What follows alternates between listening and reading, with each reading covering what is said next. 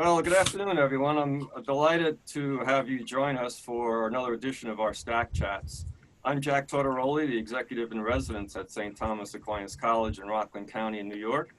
Thank you for watching, and also thank you for listening on the podcast at STACK homepage on Spotify.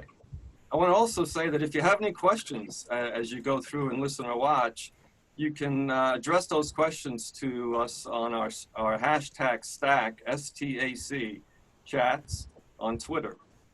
So today I'm joined with a co-host, the first time I've got a co-host on our chats, and I'm delighted to have Gary Dworkowitz with us, who's a youth hockey coach and a teacher here in Rockland County, and I guess I'd have to say a New York Ranger fanatic, since his picture when it comes up on email is the Rangers emblem, so I take that as a big sports fan of the Rangers, and I know has some relationships with some of the Rangers as well, and ex-players, so I'm delighted to have Gary with us. I'm super excited to have Tom Laidlaw with us. You know, number two back in his playing days when he was a New York Ranger for 7 years, and then finished his career with the Los Angeles Kings for 4 years. You know, when Tom retired, he became a player agent, and he ran his own business called Laidlaw Sports Management for about 17 years. You know, Tom is one of these people that's super passionate in anything he does, but particularly around the topic of true grit life.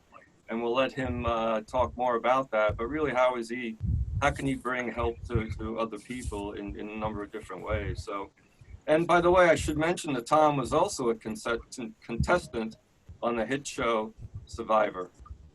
So welcome, Tom, and really appreciate, again, you taking the time to join us today. Great to be here. Great to be here. Great to be on with Gary Dworkowitz. What a thrill that is, right? I mean, both of us right there. Yeah. I like all the other things I've done in my life, you know, Survivor and the NHL, and now I'm on with Gary Dworkowitz. So yeah, this is probably the highlight, right? yes. As good as it gets, boys. Yeah. Well, I'll just my bio. I have to add that. So Tom, let me start at the beginning. I mean, you know, a kid from Ontario, a small farm in Ontario. You know, I think your father and your grandfather were certainly sort of role models for you, and in many ways an inspiration as you were growing up. Can you talk more about the values that they instilled at you at that early age, and kind of form the character that you are and became over the years? Sure. Well, you know, it's interesting. It's probably over the last 3 or 4 years that I've really gotten into the social media. We're writing a book, and as mentioned with True Grit Life, I go around and I speak to a lot of colleges and businesses and people, and all the things that I've learned. And I think growing up, I don't think I looked at my father and grandfather the same way I look at them now. You know, I was that tough little hockey player, lacrosse player, getting in fights all the time, and I thought that's what a man is supposed to be, being tough out there. My grandfather and father were not that way at all. They were very hardworking, honest people. And I just didn't see how great of a men they were. And then as I got older and I started looking back at my life, I think it was particularly when I started writing a book that it really made me go back and look at all the people that influenced me growing up. I started seeing all the things that I had done in my life and how I was really never one of the best players. I was never the smartest guy in the room as an agent. We going on Survivor, all these different things. It all evolved around me just showing up every day and doing my job. And looking back, and that's exactly who they were. We had a dairy farm, so they had to show up every day. There was no excuses. Cows had to get milked. It didn't matter if they were sick or whatever. And at the end of the day, there was nobody there to do some interview, on ESPN, or somebody to write an article about them, about how great they were. Yeah. They just did their job, and that's any success that I ever had in my life. That's really how it happened. It was just like I said, honestly, I was never one of the best at whatever I did. I just showed up every day and did my job. And I guess I didn't realize that's how I had my success until I looked back and saw the way they lived their lives. I tell stories a lot, like little things like it's weird, but when I go to wash my car now. I thought back about with my father. He wouldn't just wash the outside of the car. He would lift up the hood and wash the engine as well. That's the kind of things they did. So I find myself now doing all those things that they it's funny because they never really taught me those things. They didn't talk about it. It's just they live that kind of a life, and that's how I've had it. And same thing if you make mistakes too, and that's what the True Grit Life is all about here. Like I teach people that you are not going to be perfect. You are going to make mistakes, and it's what you do about it after you make that mistake. I mean, you're going to sit and blame somebody else, or you're going to get up and get to work and make up for those mistakes. And again, I was very fortunate because I did plenty of things in the past I've got some embarrassing stories of things that I've done, but they actually turned out to be great things because once I made that mistake, I wanted to recover from it. And I probably worked even harder after I made that mistake. So Yeah, you know, when I was in business, we used to say, you know, it's no issue to try something, but you know, if it's not working, fail fast. You know, admit it, and then ultimately, you know, celebrate that because you learn from it, and then use that as you go forward. So, you know, and I really appreciate the you know, the insights around the work ethic of your dad and grandfather. You know, my parents in the same situation came over to this country from France when they were 16, 17. You know, mom, they finished the 8th grade, and that was their education. But they worked hard every day, you know, 6, 7 days a week. And you watch that growing up, and it has to, you know, impact you and affect you. So, you know, I can really certainly relate to and appreciate, you know, the fact that the work ethic is so important to. and I think it's a great lesson for parents and teachers and people that are leading people too, that, you know, it may look like you're not having an effect on those young people that you're trying to teach. Yeah. It may take a while. Like for me, like it helped me through my life, but I didn't really understand what was going on until later on in life, right? So I think sometimes maybe you think, geez, I'm not getting through this, kid. And that's where, as that leader, as that teacher, as a parent, as a coach, with youth sports, it's so important to, you know, again, like we talk about youth sports a lot because that's, you know, a lot of stuff I deal with, and Gary does that as well. And yes, you want to win all the time, but I think it's the process that goes into winning that you want to teach the kids about, right? And then they can use that process in all areas of their life. Exactly right. And then, Tom, I was going to say, like, you know, someone's definition of winning also, you know, what someone defines as winning, I think also is, you know, a good debate to have, right? Yeah, it is too. And that's a great point. You know, like to me, I think, yes, you want to stress. There's always the debate, you know, at the start of the year, the parents want to have a meeting with the coach, you know, and what's the coach's philosophy? Do they want to win? They want to play everybody. And you're right. The winning to me is about making that every player on that team better from the start of the year to the end of the year. Therefore, your team is better.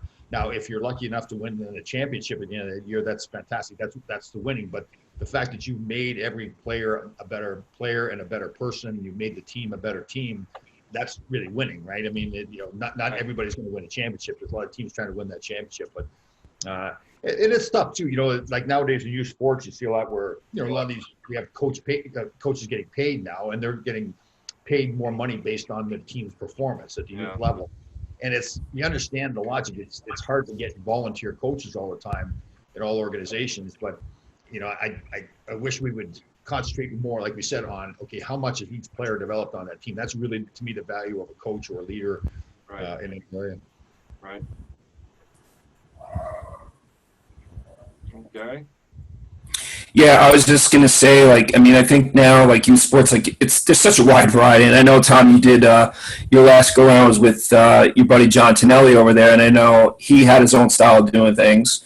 But you know, when you have volunteer coaches, a lot of times they're hockey dads, and they're trying to walk that balance between, you know, being fair to everybody, and sometimes they have a hard time being fair to their own kids because they don't want to look, impartial. Or partial, I should say. Then if you get into organizations that have paid coaches, you know, sometimes, you know, the mentality becomes a win at all costs, and, you know, that development part, like, it's kind of sad sometimes when you're seeing people are evaluating 10 and 11-year-old young boys and girls and saying, well, they're not really, you know, a player, so to speak, and then they're getting dismissed. And, you know, development is all different ages, and you know, you have your classic late bloomers. On Tom's show today, I was listening, and they were talking about a guy like Mika Zibanejad, you know, a guy who, you know, at 22 maybe didn't quite have it. Now all of a sudden you've got, you know, one of the best players in the world, not just in the NHL, but one of the best players in the world. And Tom, you want to take off on that a little bit, because I know you guys were talking a little bit about some of those 18-year-olds who came in and light the league on fire, but that's not exactly how it happens for most of us. Yeah, you know, I think it's an important thing when again dealing with young people, boys and girls from any age, you know, up into their 20s even. People develop at different ages, and I think sometimes when we're looking at the smartest students or trying to pick a team for hockey or whatever sport it is. You think, okay, if this kid's not one of the top players at 9 years old, then he's not going to be one of the best players. And we talk about Mika Zibanejad, who plays for the Rangers, and he was a good example. There's other top players in the National Hockey League, like Austin Matthews in Toronto and Connor McDavid in Edmonton. when they come into the league at 18 years old, it was almost freakish. And I mean that in a very complimentary way of how mature they were physically and mentally, handling things on and off the ice. At 18 years old, I was in my freshman year of college, as a scholarship at Northern Michigan University, and I was a mutthead. Like I just was off the farm, just wild, and not mature at all. So when I see those kids at 18, it really is kind of freaky. So when you get these other young people at 22 or 21 years old, maybe they haven't reached their peak level yet of maturity and ability to perform at whatever they're performing at, people tend to think, well, geez, they're a flop. They haven't made it. But I think it's the people that have been around who just say, be patient. We believe in this kid. Look at the tool set that he has. Yep. Is he a good person? Is she a good person? Is she got the work ethic? Does she have the talent? As they have all that, just be patient with them, let them mature. And again, like Gary said, they mature at different levels. Yep. To try to compare one young person to another young person just doesn't make any sense at all. So I just, and like I said, I tell you, even for me, and that's part of the reason you talk about me being on Survivor. When I go talk to people, I say, it doesn't matter what age you're at or how tall you are, how short you are, how overweight you are or underweight, whatever it is, or the color of your skin, whatever it is that is going on in your life. If there's something that you want to go after it. Like, Survivor, that thing for me, like I wanted to show people when I go talk, I'm not just going to talk to you and tell you, go for it. I want to show you that you can do it. If it is that old saying that the person that says he can and the person that says he can't is both usually right. Yeah. And, I just, going on Survivor was one of those things. I was out there and I turned 61. I was doing the show and I was like, man, this is pretty cool, being out here. And some of they were funny. A lot of the other people on the show were pretty funny too. We had this one girl I do a podcast with her now. Her name's Elaine. She's a little farm girl from Kentucky. And she would joke around and call me Pops and Dad. When we'd go to bed at night, she'd tell all the other contestants, you better check his pulse in the middle of the night, make sure he's still alive and everything. So, there's that older guy stigma, and there's no way I was going to fall for that. I wanted to go out there and play like a 20-year-old. So. Yeah. Hey Tom, tell your audience here about your interview for Survivor, because like one of the things I will say, like we like to have a little bit of fun, but I love the humility that hockey brings to life. But like looking over stuff and getting to know Tom a little bit, like he really is not first of all, I don't see him like bragging about the accomplishments, but when you really look at some of the stuff, like first of all, as far as I know, he's the only Canadian-born person that's ever been on Survivor. Is that right? Yeah, that's correct, right? Yeah.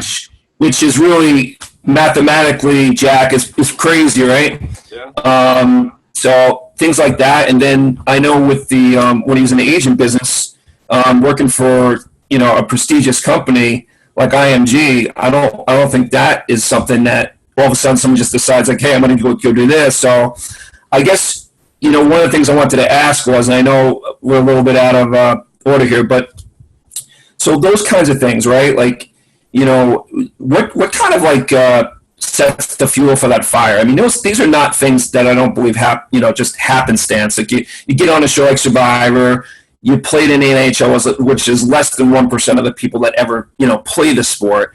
And then you go and work for the best company that probably out there, and Jack could speak to that too, like a company like IMG. Like, where does that motivation and that ability to have that kind of success come from?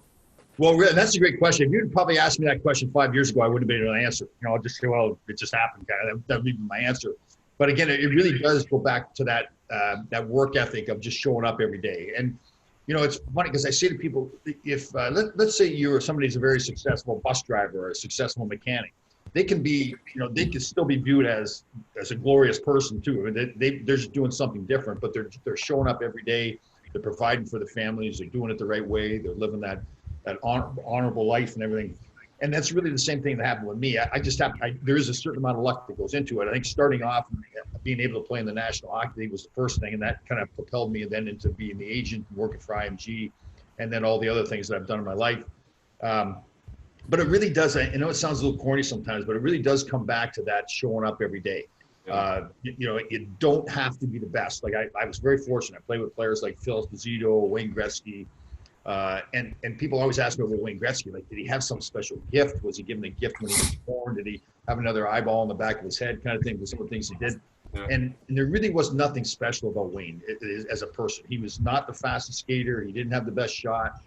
He wasn't overly physical. He wasn't a big man or anything.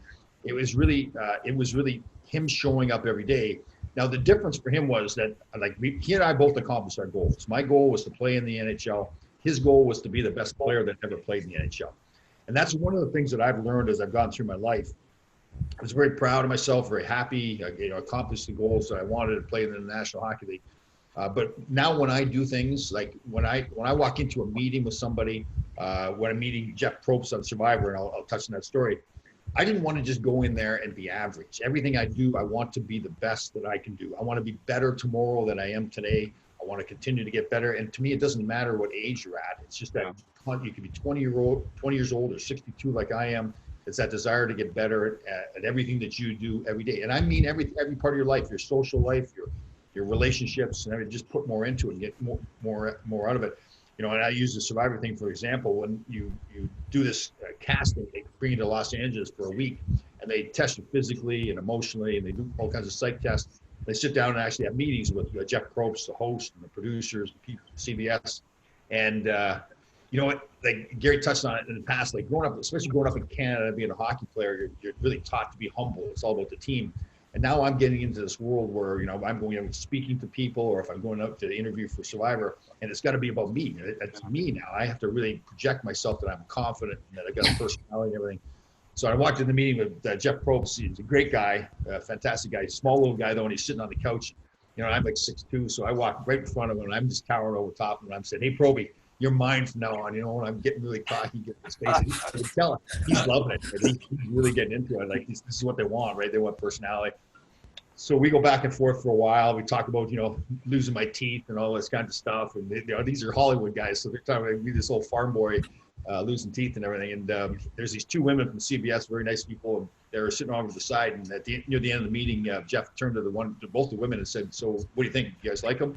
And the one woman said, "Yeah, I like him. He's confident, but he's not cocky." And the other woman goes, "Oh, no, he's totally cocky." And I was like, "Yeah, that's kind of what I wanted."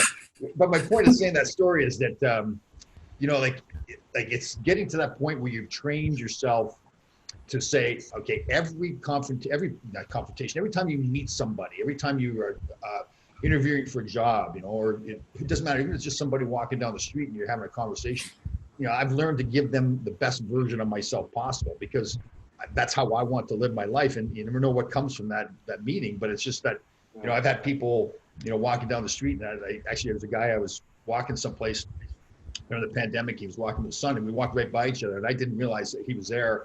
Called me up after, and he said, "Was that you walking at the beach?" And I said, "Yeah, it was." He says, "My son turned to me and goes, man, that man's a happy man." Like, I guess I was walking down the street like I was a happy man or something. So I thought that's pretty cool. So yeah, that's great. I just on the build on what you had said earlier there, Tom, it isn't necessarily about being the best, but it's always about bringing the best you, right, in everything you do. And that's all you can ask of people, right?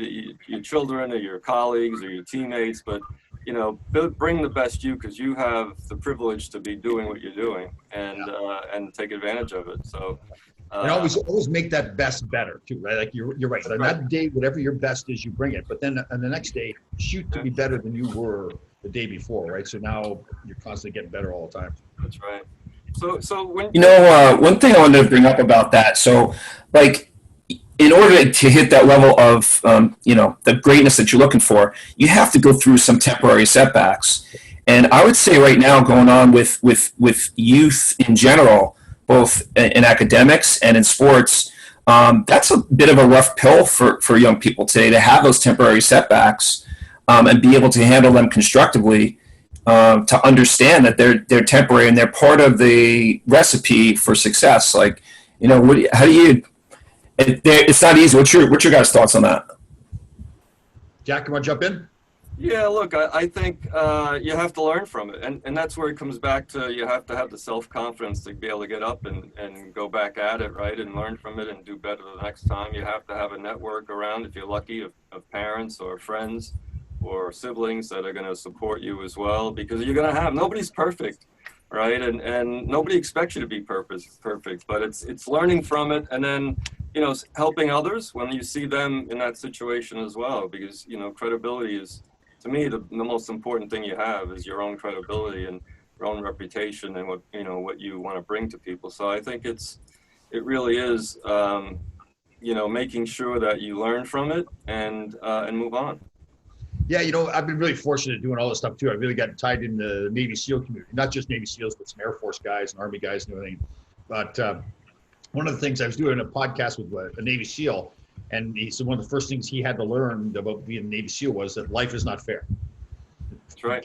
And as soon as you get that through your head, and it's interesting you think about it, like this situation for students now with the way school is, this is not fair to students. Right? The kids, whether they're trying to graduate, wherever they are in their school.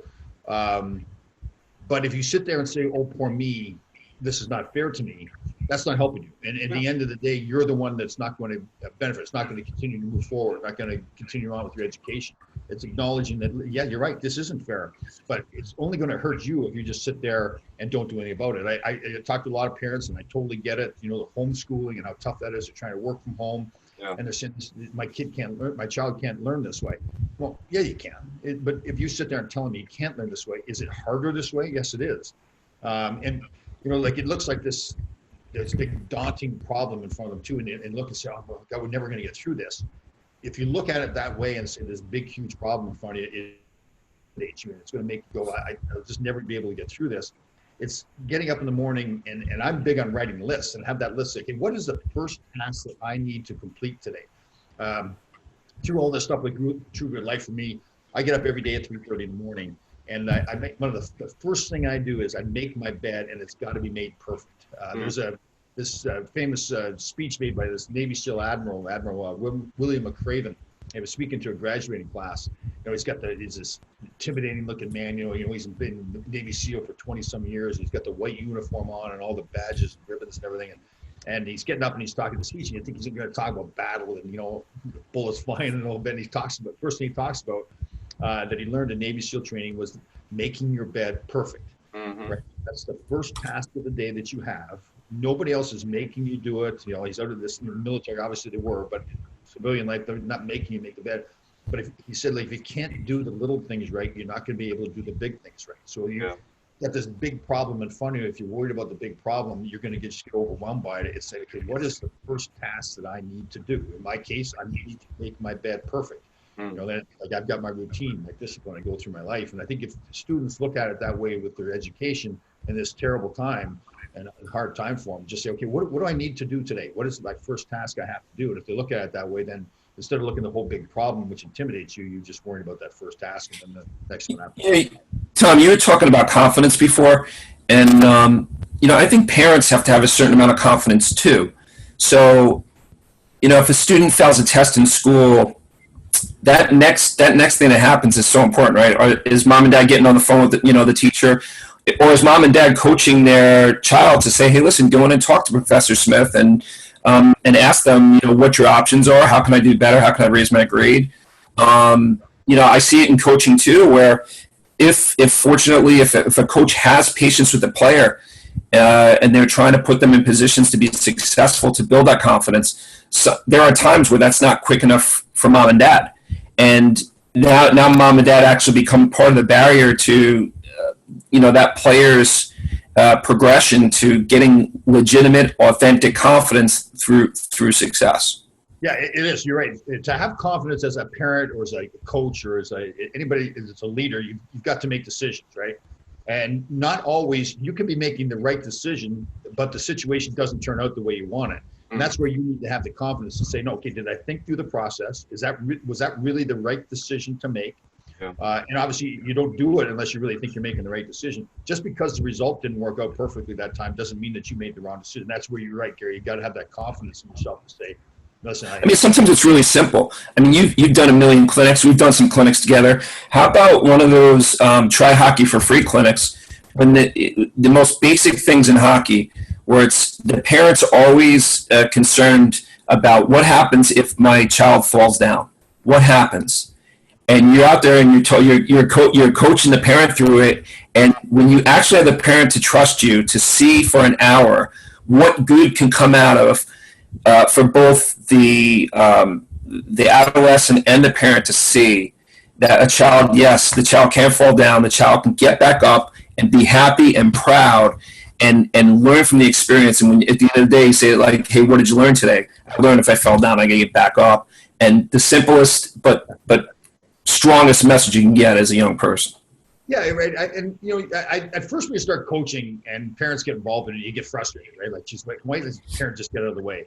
And then you come to realize, especially because we're all parents, you say, well, because they love their child, right? They want the best for the child. They've never been through this before. They've never coached a child before in hockey. So we have. So in fact, I have the advantage that when I started, and then people kind of laugh at this, but honestly, God, I was awful. When I first got on the ice, I had to hold on to the boards to skate around. So when I go to those learn hockey for free things and I see the kids falling down, I'm cheering them on. Like, they're looking up at me at first, like, why are you cheering me when I fell down? I go, this is glorious. This is unbelievable. I got a chance to get up, you know? So like, first of all, saying to them that, okay, falling down isn't the worst thing in the world. Making a mistake isn't the worst thing in the world. Like you said, it's what do we do about it now? We get up. But those clinics are a great example for parents and for the child, because they start off there like probably crying in most cases, really timid, maybe not even wanting to be out there. They get to the door, they fall down.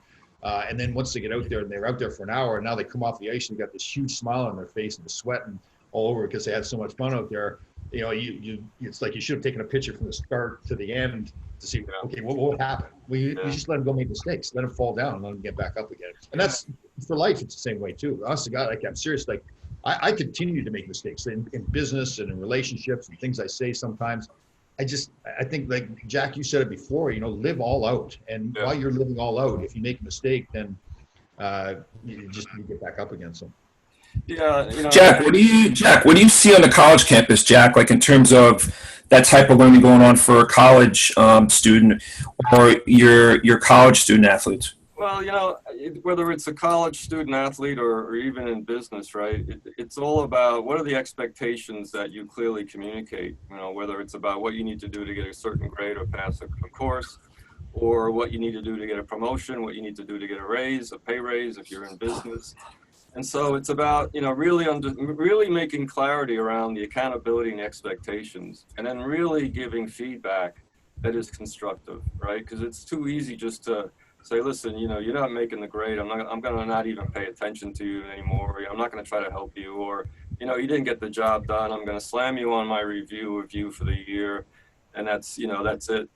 As opposed to, you know, again, saying, here was the expectation. Here's how you performed. Here's the effort you gave. Here, did you bring your best you in it? Were the intentions right and honorable? And then if you didn't achieve it, you know, what are the things you could have done differently that you need to take forward as you move on? So I think it's really communication, I guess, right? And positive communication, fair, open and honest, and timely, I think, are the keys to addressing, you know, when you're seeing somebody falling behind and whatever, whether it's industry or whether it's sports or whether it's, a student at a college, it's about that communication. So there's no ambiguity about where people stand, and then how do you help them, you know, get better and get to where they need to be. Never give up on someone. It's really remembering too that these young people are going through a lot in their life, right, as they're growing up, and like understanding that they may look like they're totally confident in themselves, but deep down inside, like there's so many doubts going on. You know, like, can I do this? How are people looking at me? All those things. I remember, you know, when I went to college at Northern Michigan University. So my first year there was first year they had a hockey team. And this is kind of a funny story looking back about this now, but so we're all freshmen here. So normally you go into a situation, you know, you're going to parties on a Saturday night, the upperclassmen are taking the guys all around and everything, but we didn't have that. We're all freshmen. So we got invited to a party at a dorm with a bunch of girls. So about 15 of the guys, you know, we all think we're so cool. You know, we got our leather jackets on and everything. We go to the door of the dorm. And we're all like panicked. Like, we're all afraid to be the first person to open the door, right? Because we're all these freshmen. We think we're really cool and everything, but we're on the door. And somehow I mustered up that, you know, that 3 seconds of courage to be the first guy to open the door. And I remember feeling like that's such a big deal that I opened the door. And it's funny thinking back about that now, you know, some of the things speaking in front of thousands of people, everybody, but you know, that's, I remember that story, and I make sure I remember it. I make sure I talk about it in front of people, because that's what young people, those kinds of things are what young people are going through, right? And they may act like they're really tough and courageous and all that, but all those things are going on deep down inside. Yeah. Hey, Tom, I got a question for you. So with the different like levels of accomplishment that you've had in life, right? So you know, we spoke about some of those things, like making it to NHL, which is less than 1%, right? You had agent business for 22 years, was it, in that range, right? and now what you do in True Grit Life. You're a dad. I know you have a good relationship with your boys. Which one? It's almost like you have a little bit of that Forrest Gump life, man. You've got a lot of success in a lot of different things. Which of those things do you think kind of like speaks to who you are at the core? Like, which one of those things is like, yep, that's me. That's represents who I am the best. That's a great question. Well, obviously, my relationship with my sons has to be at the top of it. I got divorced when they were younger from their mother, and it was really important to me that I didn't want the divorce to change their lives in any way. That was that was the worst part of the divorce for me. I didn't want them to be ruined. So I probably anything I took that farm boy mentality and just made it every day. I didn't want to be the dad that was bitter and took it out of my suffered my kids suffered, all that kinds of stuff. So that would be at the top of the list. In that, like and we touched on it there. I think for me being a parent, it was important to remember I was their parent. I wasn't their friend. I wanted them to grow up to be strong, independent men, and they have. And again, their mother has to take credit for that too, and their life, they have to take credit for that as well for the things they've done. But I wanted to play my role as a father to make sure that they really were those strong, independent men. And we do sit around and tell stories now, like funny little stuff. Like I'll be going to Costco, especially with my oldest son. I'll say, "What do you need at Costco?" And he's so independent. Even if he needs something, he'll say, "Oh no, I'm fine." And it's kind of a running joke now. I'm going to Costco. If you need anything, he'll write back, "Nope." And I said, "Yeah, you're lying. You need something." So that, and I'm sure like you guys are too with your children. That being a father is at the top. I think the one thing that for me, growing up playing hockey, when you're growing up playing hockey, don't realize that you're not living in the real world. You're living in this special world, but you don't know it, right? Because this is all you've ever known growing up is playing professional sports, whatever sport that is. So when it came time to retire from playing hockey and then get in the agent business, like that was a scary time. But really, I had the advantage of watching my father. We had the farm. We sold the farm when I was about 15. And he was going to become a firefighter. So the only form of livelihood that he had at that point was the farm. But he had grown up on the farm. It was a tough job every day, no time off or anything. And so now he had to transition, I guess in his late 30s, it must have been, or 40s, he transitioned from being that farmer to firefighter. And now he had to go to firefighter school. Not only did he become a firefighter, he became a chief in our hometown.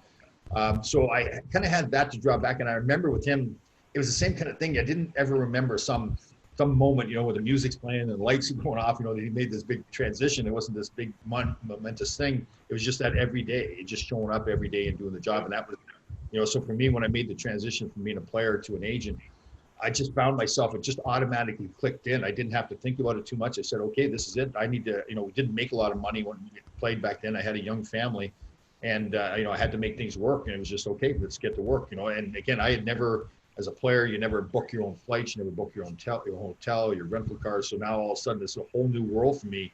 Yeah. And I was fine with it. It was almost like, as I said, I grew up with the mentality, okay, what is the next task that you have to do? Let's do the next task. And I tell people, if I looked too far ahead, if I was smarter, I probably would have scared myself to death because I would have looked at this big thing that I'm trying to accomplish. And I'm like, wow, I don't know if I can do this or not. I just never looked that way. I just, okay, I've made the decision. I'm going to be an agent. Let's get to work and do it. So I think that would be the moment more than anything that, because when I made the transition from being an agent and got that business, it was over. And then I got into True Grit Life. I was already so used to that kind of mentality that, okay, it's just the next step in my life. Mm-hmm. It wasn't a big deal at all. That first next step going from playing to being an agent was probably the biggest one. And looking back at it was but that business is obviously a super competitive business. I know you don't go around talking about it, but you did represent some pretty high profile players there.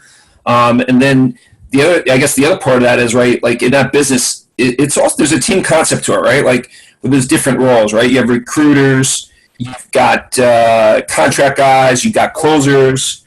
Like talk about that.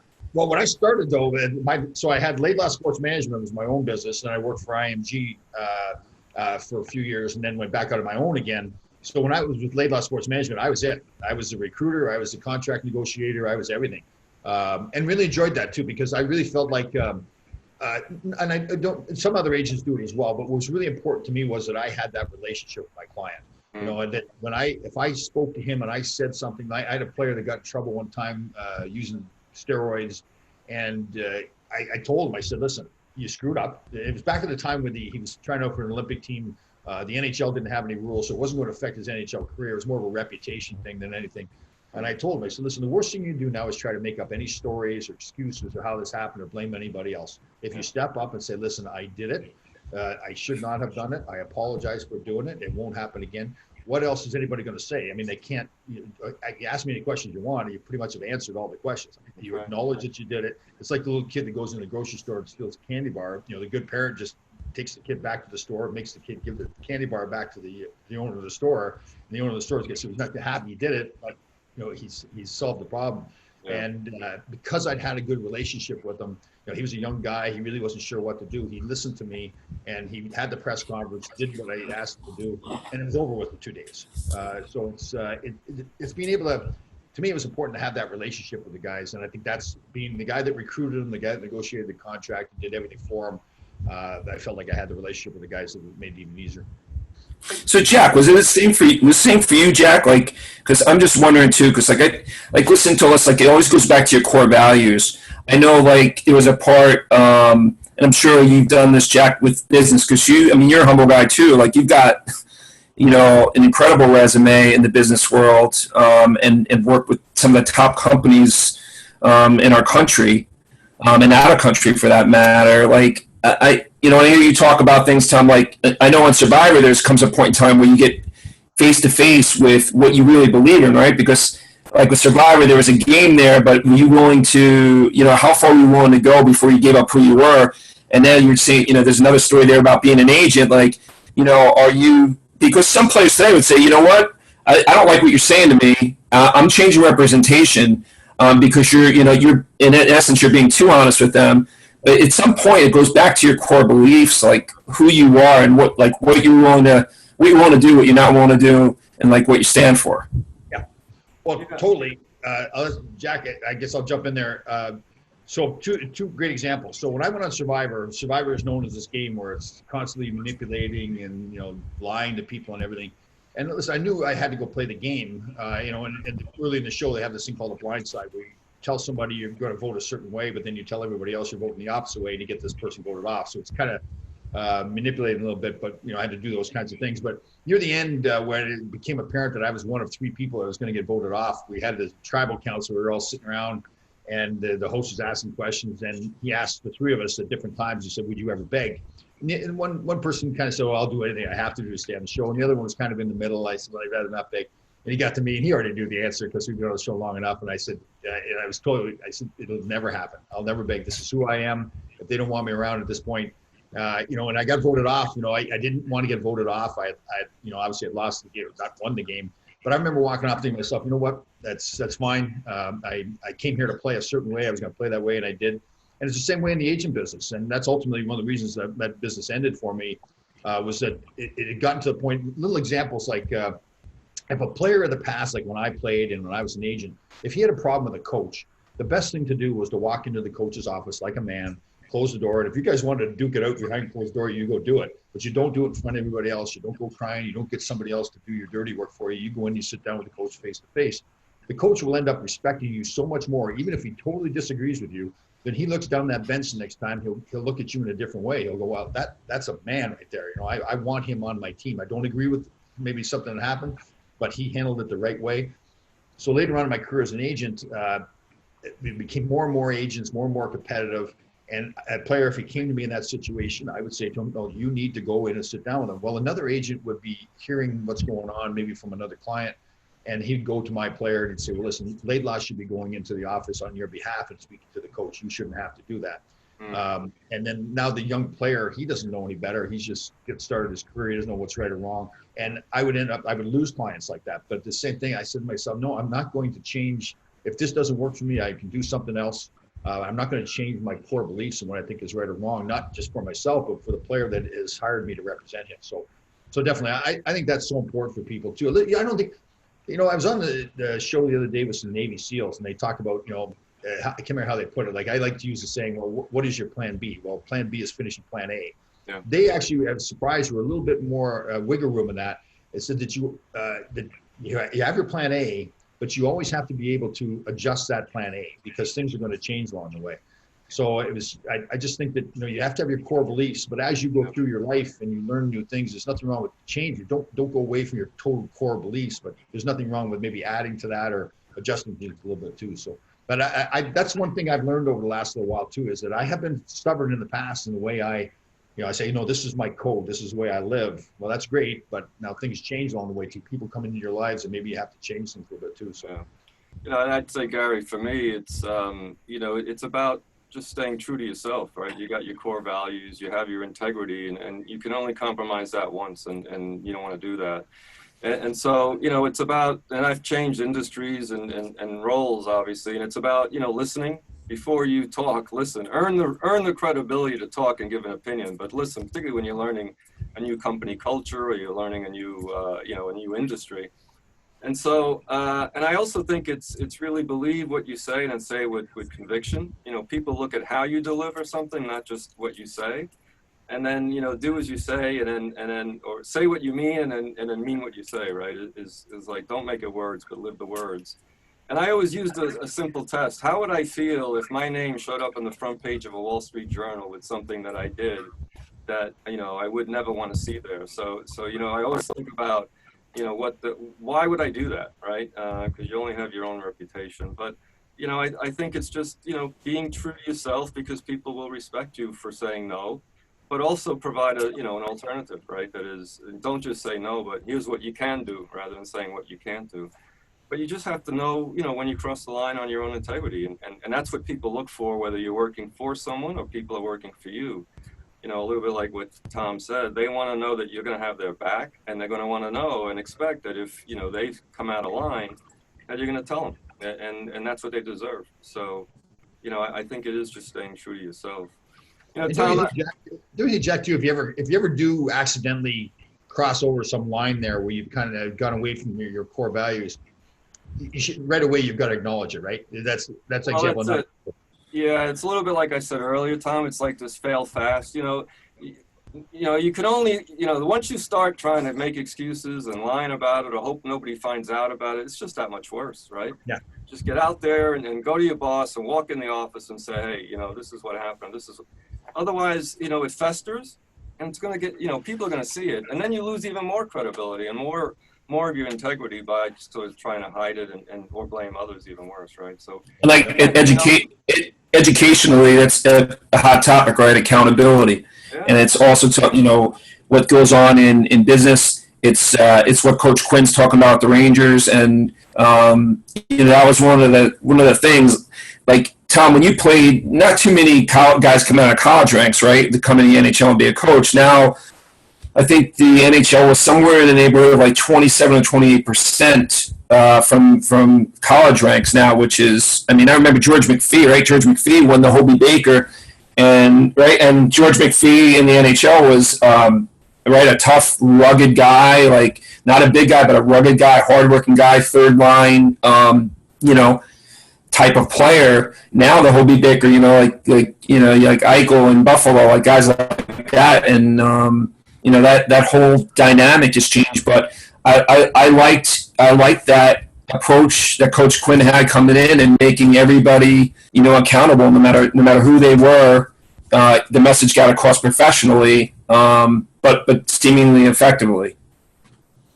Yeah, Coach Quinn was fantastic with the Rangers, and he came in, and it's a good point too. I think a lot of things have changed in the game. Like there used to be, like, I don't know, was it 75% Canadian, like junior kids, and that junior leagues in Canada back in the 60s and 70s and 80s was tough. Traveling around the bus, a bunch of old farm boys and everything, a lot of fighting, and tough guys. Now these kids, like you talk about Mika Zibanejad, I think Dave Maloney was on a show today talking about he was a songwriter before this break. He learned magic tricks, so now he does magic. In the past, when a player played, they want him to be a hockey player, and that was it. And now these kids, and it's good now, they're much more educated, they're much more diverse, they can do other things, like Mika Zibanejad. They're all, a lot of different things guys can do. They're intelligent guys who understand the game. So that these mind games that these old coaches used to play with people, that's all gone now. They want that. And Jack was touching on the communication part of it. Like these college coaches are much better communicators. Like Quinn's a great example. He is hard. He like one of the first things he said when he came in with the Rangers was that your work ethic is not negotiable. And he backed that up too. Like he put some veteran players up in the press box during games, which, that's kind of a slap in the face to a player. But he did it in a great way, at least publicly anyways, where he didn't criticize the player and say the player was a bad player. He said, listen, this is a great player. He just is a little bit off his game right now, and he'll be back on his game. So he communicated to the player. He communicated publicly. So he backed up the player while he was somewhat disciplining him by putting him in the press box. So it's a whole different attitude about the game, a whole different level of intelligence. It's like it's really the way it should have been all along, where it's like that communication. When I played, like even like little things about when you first come up into training camp and you don't know whether you made the team or not, you just continue to play, and they never say anything to you. They will tell you, well, Tom, you're really doing well. When you finally made the team, when I played, they would come up to you and tell you, okay, you can go get a place to stay now. Yeah. But that was it. There's no because that's a big moment. You're a young kid coming up, and all your life you've dreamed of playing in the NHL, and now you finally are being told you're in the NHL. But there's no ceremony to it. It's just like go get a place to stay. Just a different world back then. But now, like, listen, these, and I just think it's, Jack, you keep touching on it, that communication part is so key for leadership.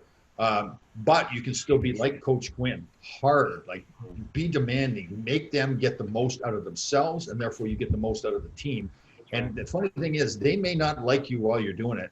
But I was like this with Herb Brooks. There were some times when Herb Brooks coached me. Herb, for people who don't know, he coached the Olympic team that won the gold medal in Lake Placid. And he coached me for 4 years in New York. And I was kind of one of his guys too. And there was times where I did not like that man at all. But I look back in my life now, and I thank him for everything he ever did to me, did for me, because he showed me how to get, or helped show me how to get the most out of myself. And now I apply that to everything in my life. He had this great saying, this passes come from the heart. And what he, like at practice, if we were going kind of halfway, like you kind of flipping the puck over there and hoping it goes on your teammate's stick, he would stop the practice and he would get at him. Like he would just get down there and he'd go, passes come from the heart. And he would fire a pass as hard as he could, and his message was, passes come from the heart. But as time went on for me, I realized he really wasn't just talking about passing the puck. It was about everything you do. If you're going to do it, don't hope that it works. Put your heart into it and make it work. Yeah. And it's one of those funny things that, like I said, I didn't like him too much sometimes when he coached me, but later on in life, I think back about the things he taught me, and man, he really helped me get the most out of my life. Yeah. It's like hate me now, love me later, right? Yeah. Hey Tom, just a question coming back to college athletes, student athletes. What's your advice in terms of the balance between making sure that you're completing your academic requirements and you're putting in, your best self into what you're trying to do as an athlete as well? What advice do you have for how to think about that if you're one of these kids on the Spartan hockey team, for example? Well, I think the first thing is don't ever tell me that there's not enough time to do both. And that's one of the reasons I get up at 3:30 in the morning, and I don't expect other people to get up at 3:30 in the morning. But that is when I coach people and they say, I just don't have enough time, and I go, that excuse just is not acceptable. You can always, don't stay up at night till midnight watching TV or whatever, just to kill time. If you've got to get up at 8 o'clock or 6 o'clock or 7 o'clock, whatever it is the next morning, to be able to do both things, to be a good student and to be a good student athlete, get up earlier and get the work done. There's no excuse. There's no excuse saying I don't have the time to do it. In fact, I think that filling your day up more instead of sitting around saying, I've got to rest up for practice. I think you're far better off to get into the classroom and do the work. I'm so proud of both my sons, but my oldest son, I'll use an example with him. I think he was like a sophomore in high school, and he was a decent student. He was playing in high school hockey. He wanted to do some track and everything like that. And I was kind of worried, like, geez, he's got so much going on. He's not going to be able to get it all done. He actually did better. He took off in his education and his social life and everything because he now learned he had to organize his time much better. And he took advantage of all his time instead of just kind of goofing around. I just think in fact, it's imperative as a college athlete that you do both those things and do them all out, be the best you can at both. Like I said, frankly, listen, like Gary mentioned about the low percentage of players that ever make it to the National Hockey League. But your goal should be to be the best at what you do. If you're a hockey player, your goal should be to play in the National Hockey League. Mm-hmm. If you're going to get to the next level, coaches nowadays and people around, they want to see those intelligent, well-rounded people. Like we talked about Mika Zibanejad and other guys. Those old days of just being a hockey player are gone. They want to see people that are smart, that I see people that can adapt, make decisions out there on the ice by themselves. The best coaching is when you've coached a player enough that you don't have to yell at him, tell him what to do. He knows what to do. So I think it's imperative that they do both. That's great. Well, listen, I appreciate your time a lot, Tom. So let me ask you the last question. You think the Rangers win the Cup soon?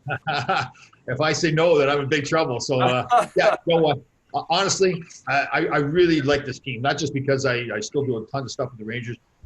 Gary touched on it. Coach Quinn, I think, is one of the best things that they've done there is bring that coach in because he does make them accountable. We talk about Mika Zibanejad. He's a great example how he was kind of, and he has to take credit as well for what he's done with his own game, but the coach has really played a big role in making him see how good he can be, and I think he's doing that with all his players. They've really built a culture there where they're aggressive, they're going after it. They've got 3 great young goaltenders right now, not all young, they're going to have to do something with the goaltending situation, but great goaltending, top to bottom, they're good. They've got good young players coming up. I think not only will they win a cup here soon, but I think they're one of those teams that's going to be in contention for a cup for many years to come too with the team they have. Well, that's great. I hope you're right. I better be. Yeah. We're open, right? So Tom and Gary, listen, thank you so much for your time and your thoughts. And again, to our audiences, if you had any questions as you were watching or listening, go ahead and put them in on hashtag Stack at Twitter, and we'll get back to you. So thanks again to both of you. Really appreciate it. Great show, and look forward to talking to you soon. Thanks for having us, Jack. Thank you, Jack. Thanks for having me.